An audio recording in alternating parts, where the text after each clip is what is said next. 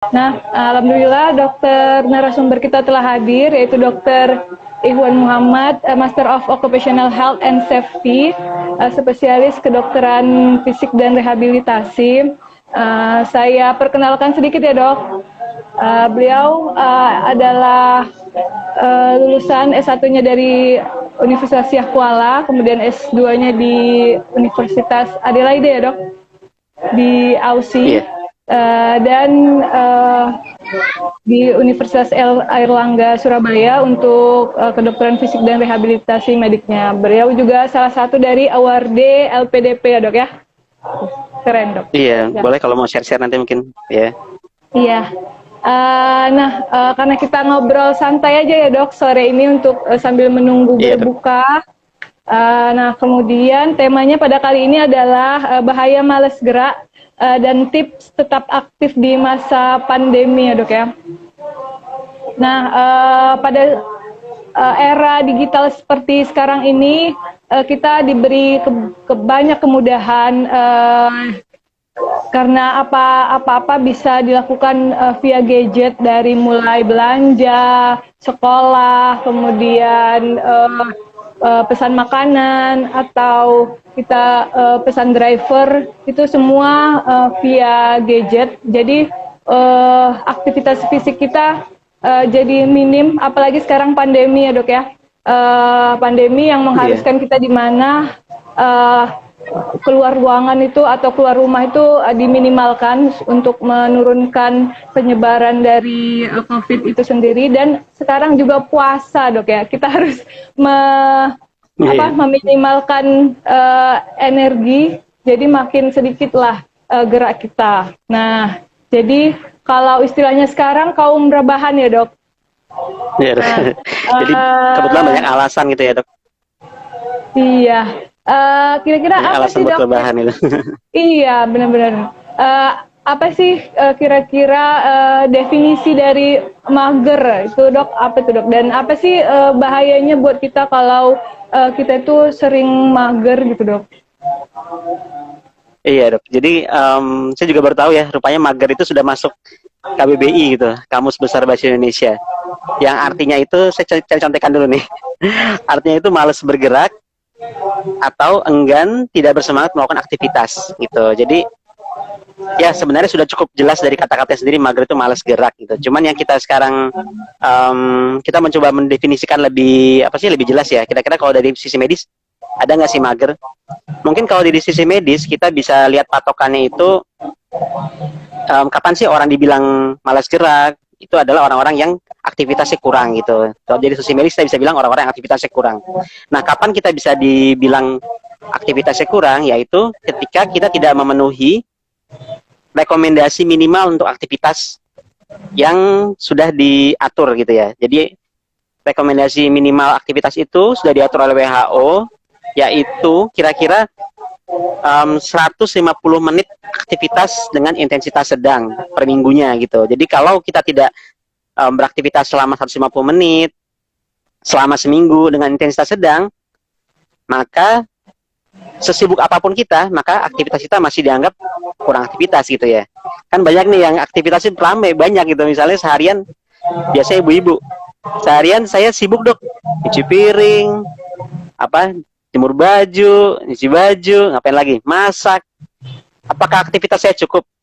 Loh, tergantung. Kalau misalnya segala macam aktivitas itu nggak cukup tinggi intensitasnya, maka masih dianggap aktivitas kurang gitu. Jadi kira-kira ya, mager ini adalah orang-orang yang aktivitasnya kurang. Iya dok. Kira-kira. Kemudian apa sih dok bahaya dari kurangnya aktivitas untuk kesehatan kita dok? Kira-kira efek samping apa sih yang membahayakan buat kita kalau kita kurang dari 150 menit tadi dok ya, aktivitas sedangnya gitu dalam sehari?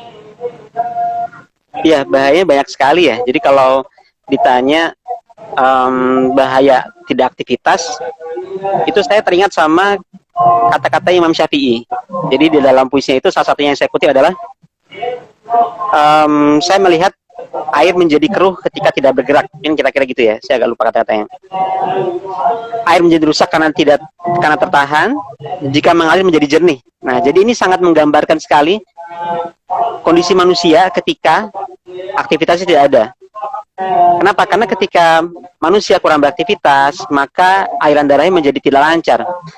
Nah, ketika aliran darah tidak lancar, maka berbagai fungsi tubuh jadi terganggu. Kenapa? Karena darah ini kan penting ya. Ada dua fungsi darah yang sangat krusial dalam kesehatan tubuh manusia. Yang pertama yaitu membuang segala macam racun dalam tubuh kita.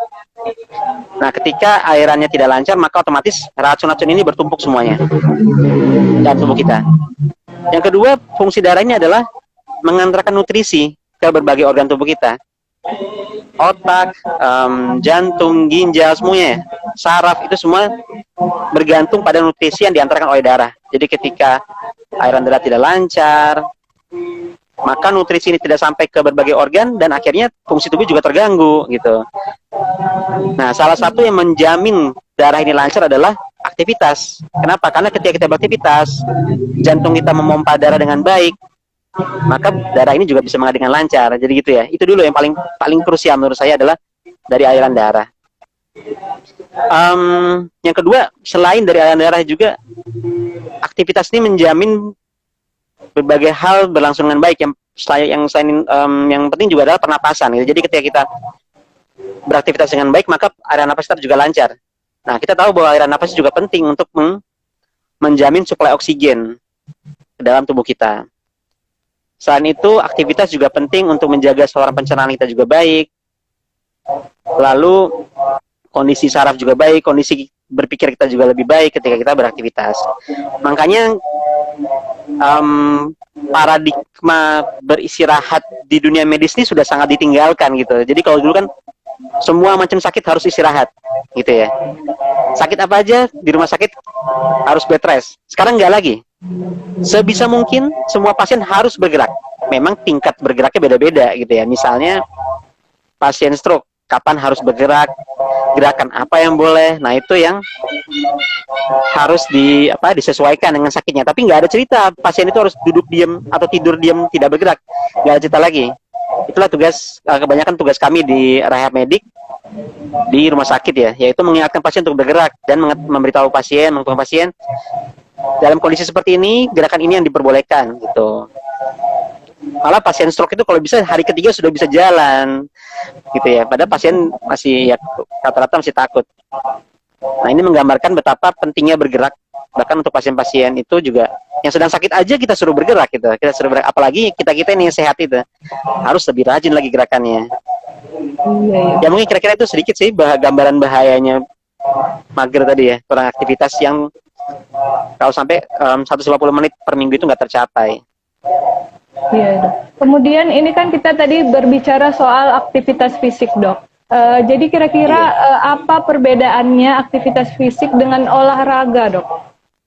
Bagaimana? Apakah itu sama atau apa definisi olahraga sendiri di rehab medik dan apa perbedaannya dengan aktivitas fisik, Dok?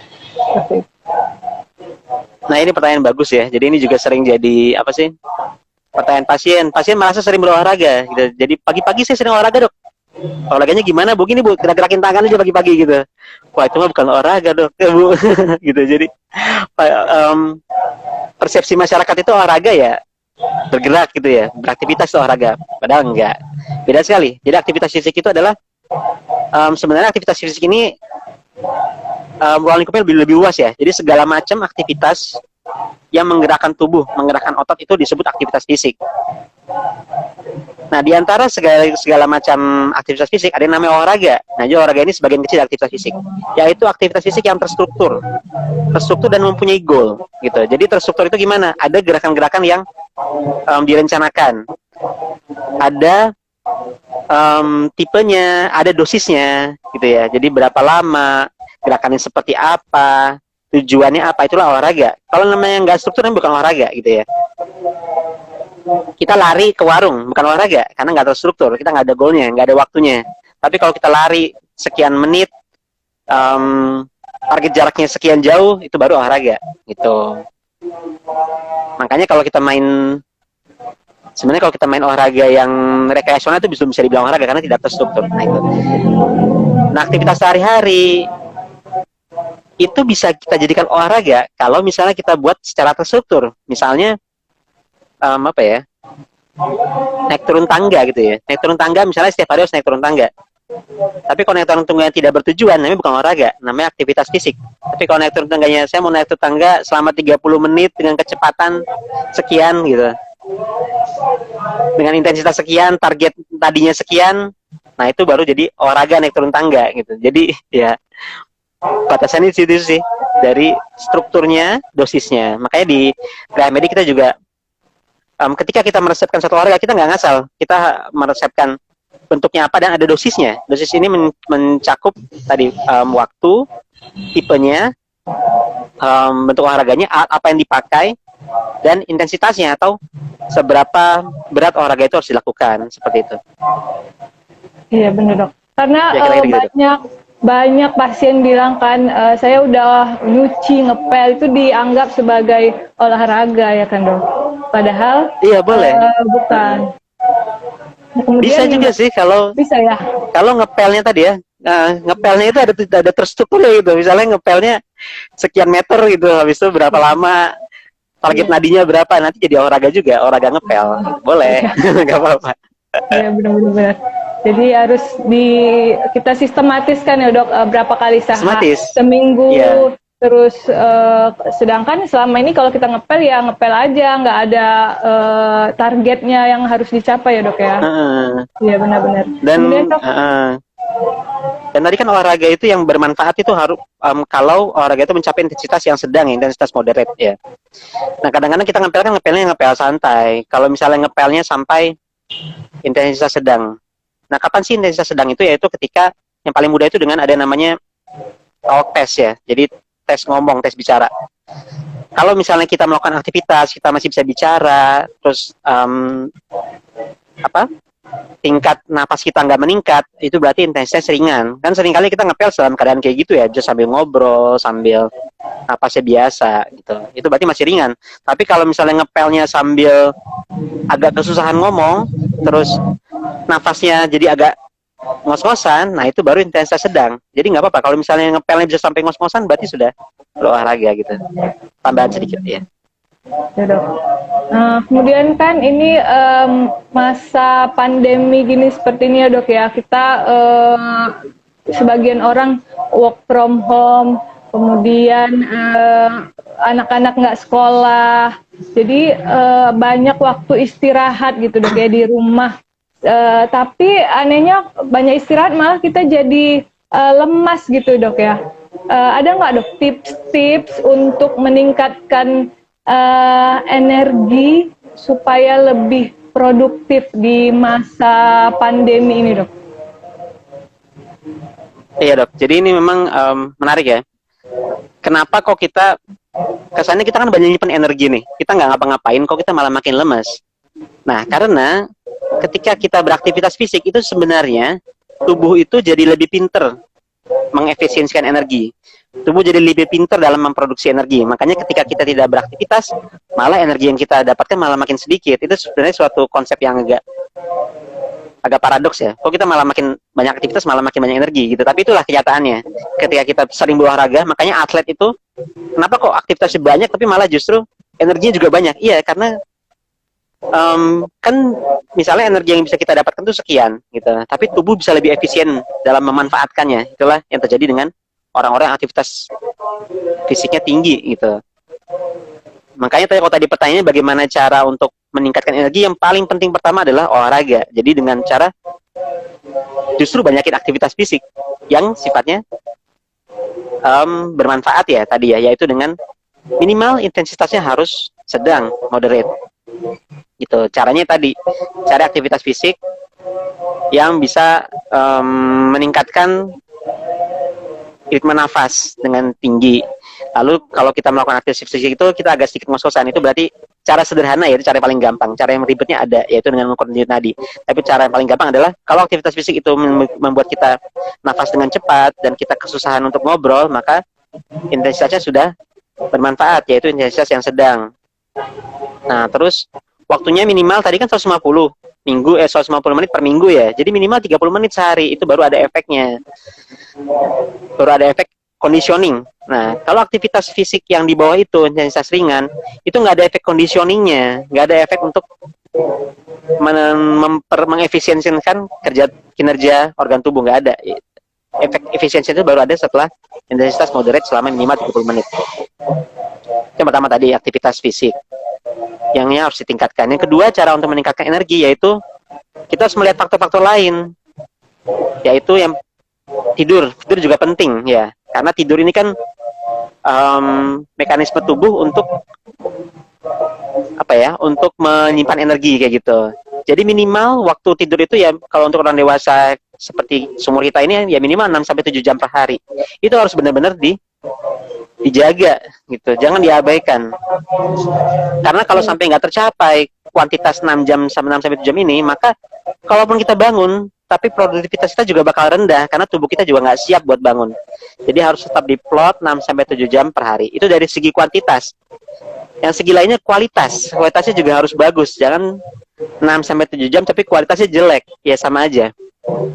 Misalnya tidurnya nggak nyenyak gitu. Nah, beberapa cara juga harus kita lakukan agar tidurnya bisa berkualitas, bisa nyenyak. Yang pertama ya, kita harus mengatur ritme pola yang tetap. Setiap malam tidurnya jam sekian gitu, jangan diubah-ubah. Kita membuat sebuah ritual, misalnya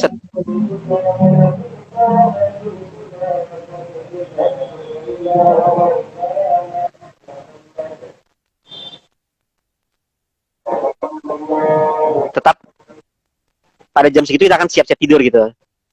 Nantinya irama tubuh kita, yaitu irama sirkadian, juga akan menyesuaikan dengan itu. Yang pertama nyiapin ritual tidur. Yang kedua,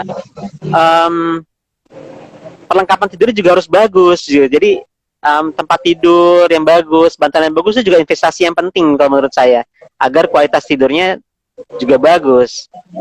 Bukan biar lebih banyak rebahan ya, bukan ya, tapi biar nanti ketika tidur tuh benar-benar tidur yang nyenyak. Nah, ketika bangun kita benar-benar segar. Jadi jangan takut, jangan khawatir, dan penting bagi saya untuk investasi dalam bentuk kasur yang nyaman gitu. Tidurnya juga penting untuk kesehatan jiwa kita sih. Benar-benar. Kalau udah insomnia aja, kalau udah nggak bisa tidur pasti itu sangat tersiksa ya dok ya. harus mencari pengobatan. Padahal sepele gitu tidur yang kita abaikan. Tapi kalau kita udah terkena gangguan tidur pasti udah harus mencari pertolongan seperti itu ya dok ya. Betul, efeknya jadi macam-macam gitu ya. Jadi produktivitas kita berkurang, kondisi jiwa kita juga terganggu gitu. Jadi jangan sepelekan masalah tidur ini. Olahraga juga penting untuk tidur. Kalau kita olahraga banyak, maka kualitas hidup kita juga akan lebih bagus pastinya. Yang berikutnya tadi pertama olahraga ya, untuk agar energi kita lebih tinggi. Yang pertama olahraga, yang kedua tidur, yang ketiga makanan. Nah ini kan makanan ini kan sumber energi. Jadi kita harus benar-benar perhatikan yang masuk ke badan kita ini bisa menimbulkan energi atau justru malah membakar energi, memakai energi gitu ya. Kedengarannya agak aneh ya. Kok ada ya makanan yang malah menggunakan energi? Ada banget, yaitu makanan-makanan yang justru ketika kita makan itu membuat tubuh kita bekerja lebih keras untuk mencernanya. Nah ini contohnya makanan-makanan cepat saji, fast food, terus makanan-makanan dengan kandungan lemak tinggi. Pernah nggak dok, habis makan makanan Padang itu yang ada malah ngantuk gitu, bukan malah berenergi? Ya nggak? Iya kan, karena ketika kita habis makan itu, badan kita tuh memforsir energinya untuk mencerna makanan itu. Makanannya berlemak sekali ya. Nah ini makanan-makanan yang justru ngabisin energi, bukan malah memberikan energi gitu. Selain itu, jadi makanan sumber energi itu kan ada 3, bisa dari lemak, karbohidrat, atau protein gitu ya. Ini 3. Nah kalau lemak tadi, lemak tuh harus dipikir jangan lemak yang jenuh, jangan kandungan tinggi lemak, karena lemak ini butuh lebih banyak energi untuk dicerna. Nah untuk karbohidrat, pilihlah jenis karbohidrat yang kompleks, jangan yang sederhana. Yang sederhana itu kayak gula, permen, itu sederhana. Kenapa? Karena kalau karbohidrat sederhana ini, dia menciptakan lonjakan energi yang tinggi, tapi setelah itu turun. Nah makanya ketika kita makan manis, kita rasanya langsung pengen berenergi, tapi setelah itu kita jadi lemas. Nah, ini kita nggak harapkan. Pilihlah yang karbohidrat kompleks, biasanya ada di apa ya, beras merah, terus oatmeal, nah itu jenis karbohidrat kompleks yang pengeluaran energinya sedikit demi sedikit. Jadi kita cenderung lebih berenergi dalam jangka waktu yang lebih panjang gitu. Terus yaitu kalau dari jenis makanan, habis itu kopi, ini penting juga kopi. Kopi ya dok. Ya, iya, kopi ini termasuk yang meningkatkan energi dalam waktu singkat gitu ya. Jadi saya nggak melarang kopi sih, cuman batasin waktunya, batasin jumlahnya sama waktunya. Jangan ngopi jam 7 malam ya. Nanti efeknya sampai jam 10 malam belum ngantuk kayak gitu. Jadi kira-kira ngopinya yang efeknya jangan sampai mengganggu tidur gitu. Jadi bagusnya ngopi tuh jam berapa dok? Ya sebenarnya tergantung tujuan ya. Kalau ngopinya memang mau begadang ya pasti makan minumnya bakal malam. Cuman ya saya nggak saranin kopi malam-malam karena pastinya bakal mengganggu tidur. Akhirnya tadi bangunnya jadi tidur yang nggak cukup, energinya jadi nggak cukup juga gitu. Ya paling bagus ya pagi gitu. Sebenarnya kafein tuh bagus. Jadi riset menunjukkan orang-orang yang rutin minum kopi, konsumsi kopi dan kafein itu cenderung memiliki kinerja otak yang lebih bagus gitu, kinerja fungsi kognitif yang lebih bagus. Jadi kafein secara umum bagus karena tadi dia merangsang vasodilatasi otak ya, vasokonstriksi, sehingga meningkatkan aliran darah ke otak dan secara umum meningkatkan konsentrasi dan lain-lain gitu. Jadi ada efek bagusnya. Kalau untuk kinerja otak yang sudah bagus, yang sudah terbukti ya.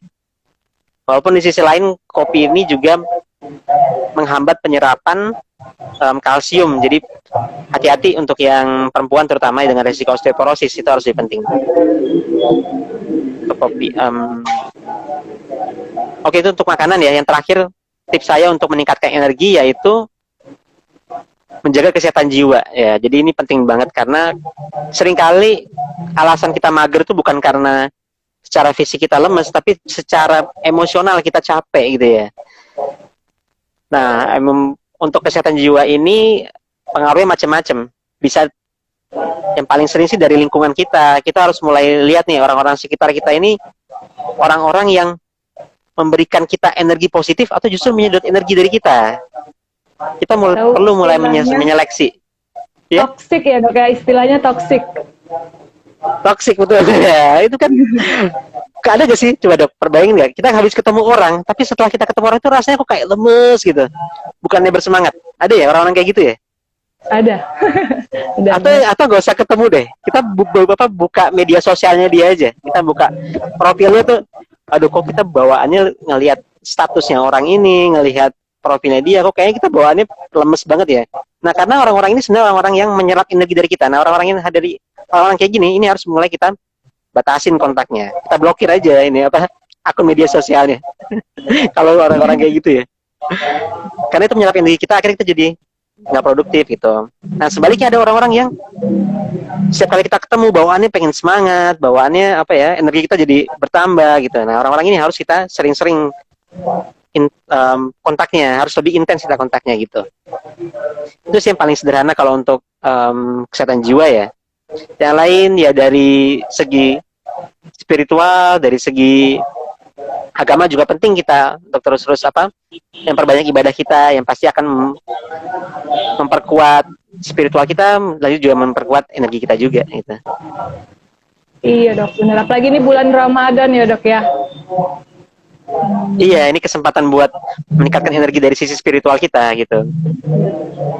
Ini dok sudah ada 3 pertanyaan dok yang boleh bertanya. Kemudian kalau misalnya ada yang mau bertanya bisa tulis di kolom komentar ya. Nih yang pertanyaan pertama, olahraga yang bagaimana sih dok untuk pasien yang positif COVID yang sedang isolasi mandiri di rumah, itu olahraganya seperti apa yang paling cocok dok? Ya terima kasih. Ini mungkin pertanyaannya lebih cocok konsul aja kali ya, konsul di rumah sakit ya. Jadi untuk pasien COVID ya, mungkin nanti saya perlu baca lebih detail sih untuk dan panduan pasien COVID. Cuman secara umum, kalau pasien COVID yang tidak bergejala dalam kondisi isolasi mandiri, maka rekomendasi tetap sama. Jadi latihannya sebenarnya tadi ada 2 macam ya. Pertama latihan aerobik. Latihan aerobik itu latihan yang menggunakan otot-otot besar dan ditandai oleh peningkatan denyut nadi gitu. Itu namanya latihan aerobik.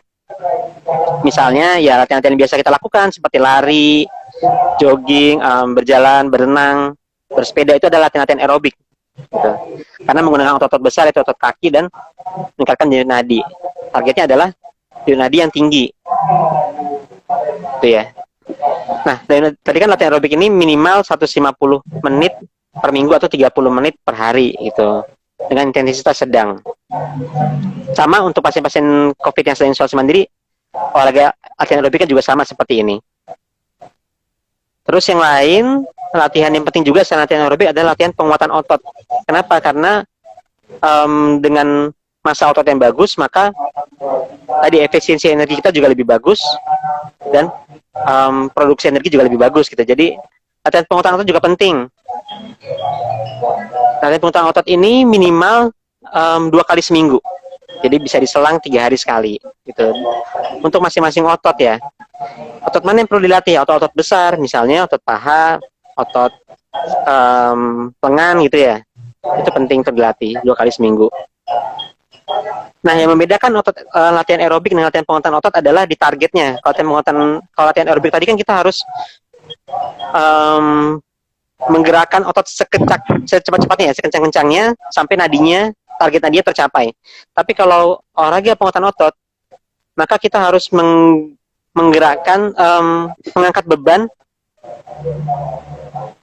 dengan target tertentu gitu. Misalnya untuk lengan ya, yang mudah itu untuk lengan minimal kita harus bisa mengangkat 10 kali gerakan selama 3 set. Jadi misalnya kita mengangkat sebuah barbel itu kita bisa angkat sampai 30 kali belum capek. Nah, berarti itu nggak bisa dihitung sebagai latihan penguatan otot. Itu masuknya ke latihan aerobik. Latihan aerobik dengan tangan gini ya, dengan barbel sampai 30 kali, itu nggak latihan penguatan otot. Jadi berarti barbelnya kurang berat. Kita harus cari barbel yang lebih berat sampai kita cuma bisa ngangkat 10 kali. Misalnya kita ngangkat 2 kilo, masih bisa sanggup. Pas kita ngangkat 4 kilo, cuma sanggup sampai 10 kali. Nah, ini baru bisa dihitung latihan penguatan otot. Nah, kira-kira gitu. Cari beban yang bisa kita angkat sampai 10 kali, ya. Berarti dia itu sama kayak orang normal ya, Dok, ya, latihannya untuk yang COVID isolasi mandiri yang masih... Iya, secara umum tadi. Ya. Mungkin tambahan lainnya adalah latihan pernapasan. Jadi latihan pernapasan terutama untuk ekspansi dada sama untuk latihan menghirup napas dalam gitu. Untuk latihan pastinya banyak kok di YouTube itu. Coba cari aja breathing exercise. Itu penting. Kemudian pertanyaan selanjutnya ya, Dok, ya, dari Dokter Fitra Rizia ini.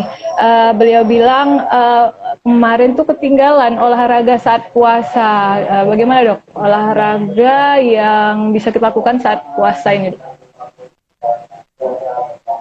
Ya, ini juga banyak yang nanya nih tentang olahraga saat puasa ya. Apakah sebelum berbuka atau setelah berbuka ataukah setelah sahur gitu ya?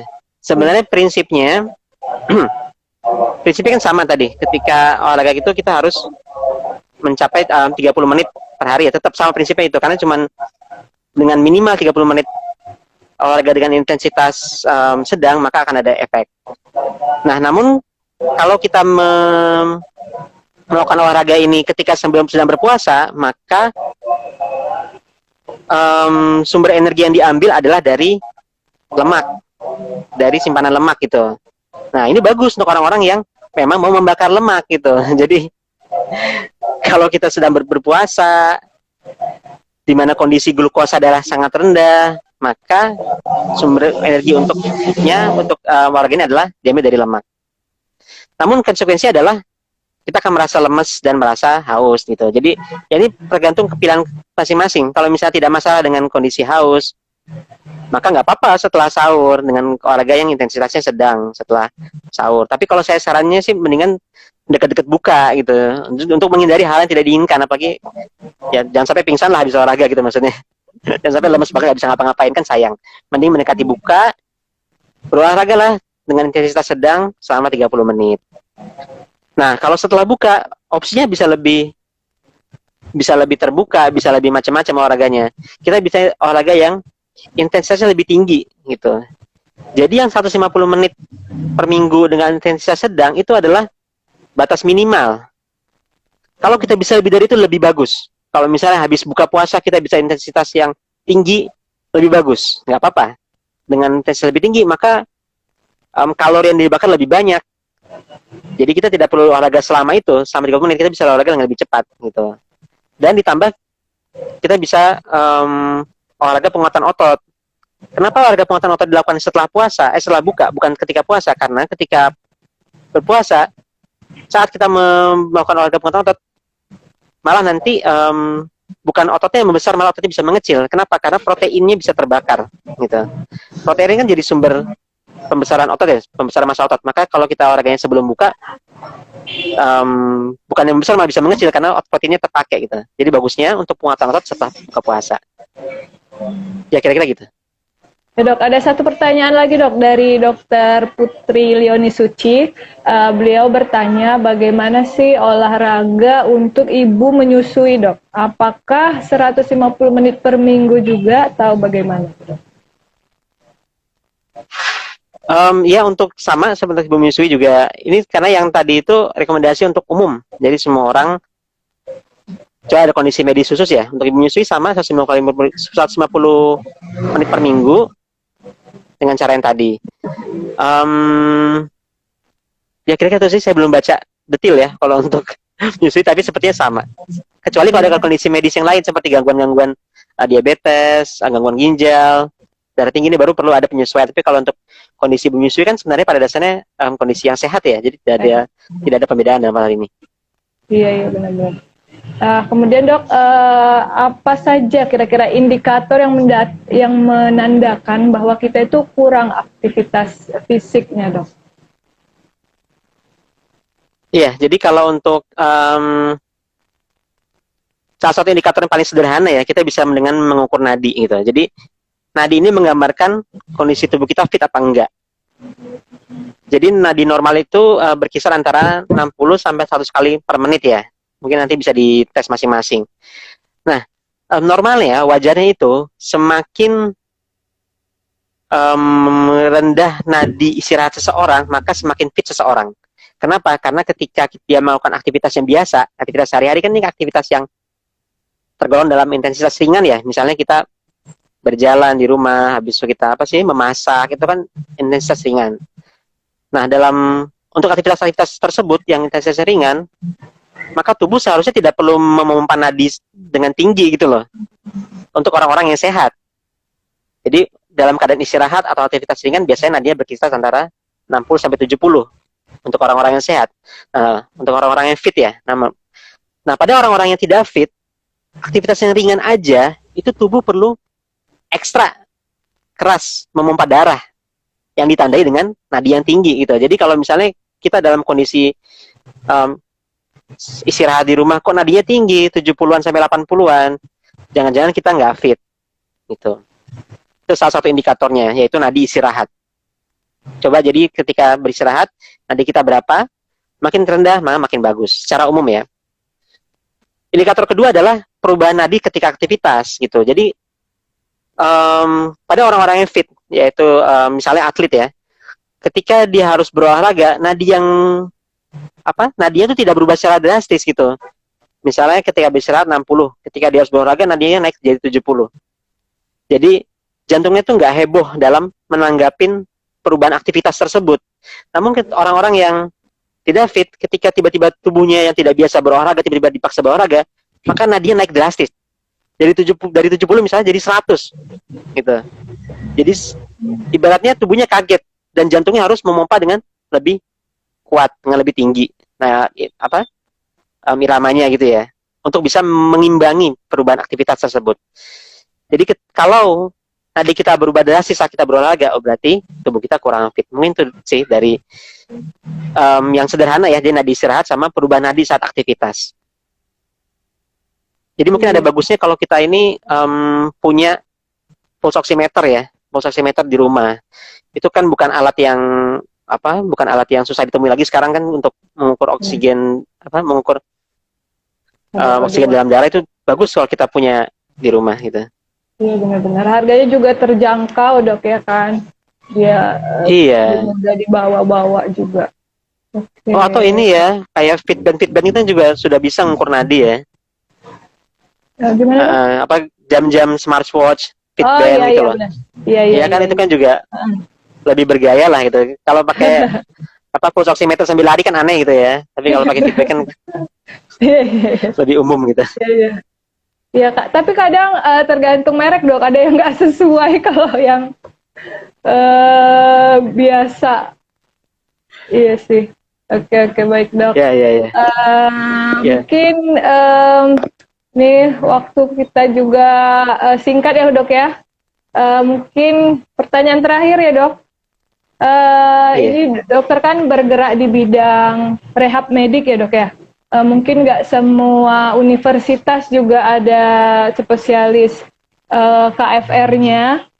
Nah, kira-kira sebenarnya KFR itu apa sih dok? Gitu. Nah, kalau dulu namanya rehab medik, sekarang namanya KFR. Fungsinya apa sih buat pasien? Seperti itu dok. Oke, ya terima kasih sudah ditanyakan ini ya, jadi bisa promosi nih. Jadi ya bener, jadi kalau KFR itu dulu namanya rehab medik, sampai sekarang sih masih banyak ya yang lebih familiar dengan SPRM daripada SPKFR kayak gitu.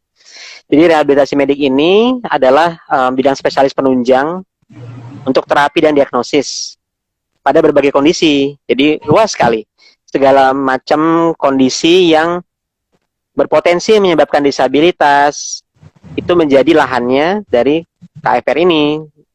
Macam-macam, misalnya di bidang neuromuskuler, ada stroke, terus ya banyak, spinal cord injury, Guillain-Barré syndrome, itu adalah beberapa dari bidang yang biasa ditanganin KFR kalau di neuromuskuler. Yang lainnya di muskuloskeletal, ortopedi, misalnya fraktur,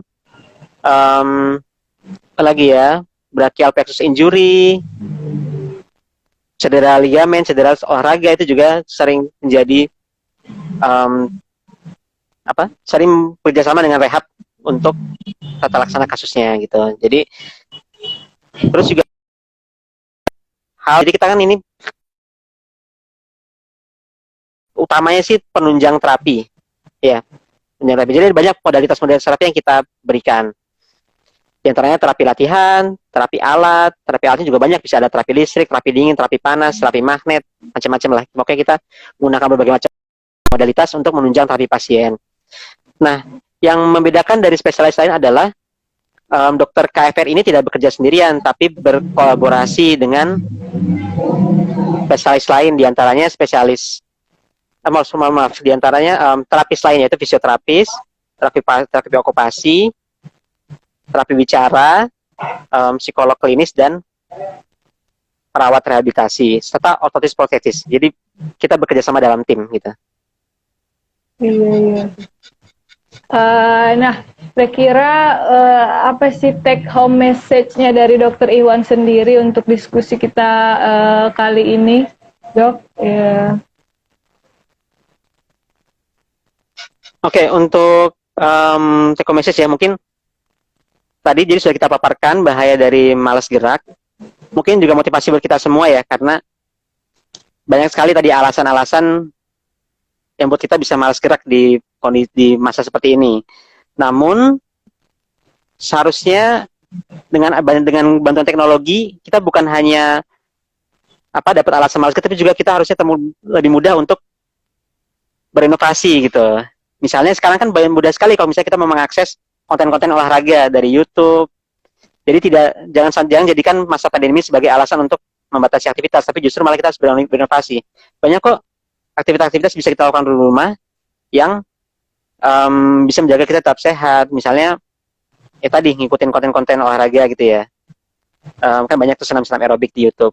Jadi harus tetap kreatif, atau aktivitas-aktivitas sederhana juga bisa kita bikin bermanfaat asal kita tahu target dan dosisnya. Misalnya aktivitas apa ya di rumah, misalnya berkebun, terus bermain bersama anak, itu juga bisa kita jadikan opsi olahraga. Mungkin itu sih, agar kita tetap kreatif dalam menciptakan inovasi-inovasi di rumah, jadi kita bisa beraktivitas dengan lebih baik begitu. Iya, benar-benar dok. Dan semua itu mudah diakses ya dok ya, dan gratis juga ya dok. Tak perlu manggil coach gitu ya dok ke rumah, tinggal buka YouTube udah dapet kita. Benar-benar. Iya, jadi banyak kemudahan sebenarnya kan. Iya, benar. Kalau kita butuh alat juga tinggal kita pesan, bisa kok di rumah. Iya, benar-benar. Oke dokter, terima kasih banyak atas waktunya, ilmunya. Semoga bermanfaat buat teman-teman yang ikut live hari ini, dan ini nanti kita masukin ke IGTV ya dok, di akun Serambi Hitam. Kemudian siapa teman-teman yang mau mendapatkan tips-tips tentang rehab medik, bisa follow akun Instagramnya Dokter Ihwan di ihwan.rehab ya dok ya. Nah, di situ banyak kali konten-konten yang berfaedah ya dok. Kemudian bisa juga nanya langsung dok ya ke dokter nanti via DM untuk konsultasi. Insya Allah dijawab. Iya. Iya dokter. Ini berhubung Boleh. Terima kasih banyak juga. Ya, sama-sama dokter. Ya, Sudah mau waktu berbuka ya dok ya di Surabaya dok ya. Iya.